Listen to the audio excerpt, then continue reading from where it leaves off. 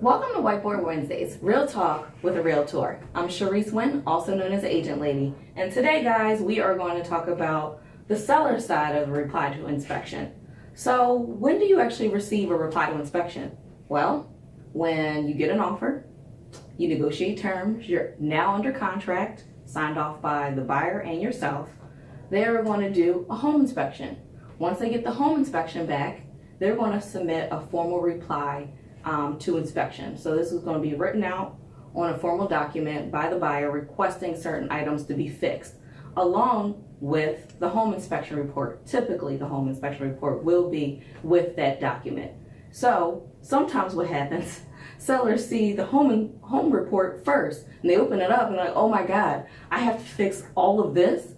Calm down, calm down. Typically not so. You want to look at the formal reply to inspection, that one sheet. It'll actually break down exactly what the buyer's asking for. And the home inspection report is great because it's pretty much a guide. Okay, what is it that they're asking for? You go through the home inspection report. There should be photos from the home inspector. It's great. You can figure out what is it they're talking about. So that's why that's there.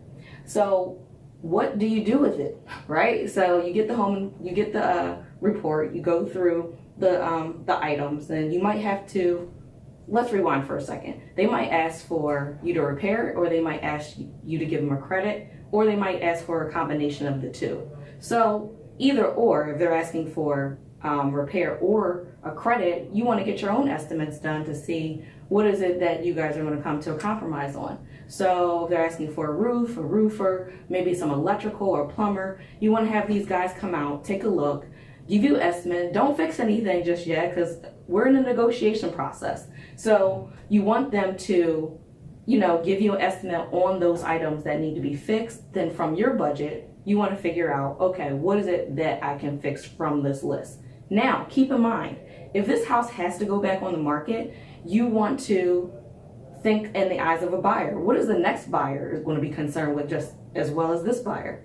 Most people, put yourself in their shoes, will be concerned about maybe the roof or the heater or the hot water heater. We're in dead of winter. Of course, these things are going to be very important. So you want to look at the big ticket items and what it is that you're going to be able to fix from your budget, right? So with that being said, you go back and you either agree to fix all those items on the list, or you counter that list and say, these are the things I'm willing to give a repair for. A lot of times, even if they ask for a repair, some sellers are like, you know what?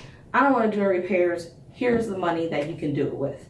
You go, here's the credit, and how that works is the buyer brings less money to the table. They then take that money and do whatever repairs that they requested from the seller. So a lot of times that's a little bit easier because then the repairs can be done the way the buyer wants it to be done.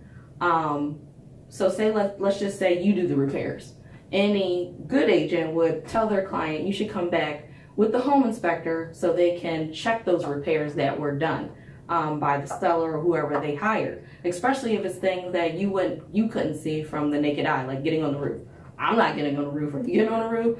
Not me. Looking at electrical, I don't know, looks good to me. So you want to make sure, that agent probably will make sure that they bring a home inspector back. So you want to make sure the repairs are done properly. But if you give them the credit, then it cuts down on time and then they can get it done the way they want to.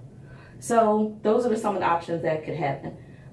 Remember, if you are going to do repairs, keep the receipts. So then you can just pass those receipts along to the buyer. It might come with some type of warranty, and more importantly, they can see that it was done by a professional. Well, guys, I think that pretty much sums it up. What do I say then? Oh yeah, that's right. Friends don't let friends buy or sell real estate without the agent lady. Make it a great day, guys.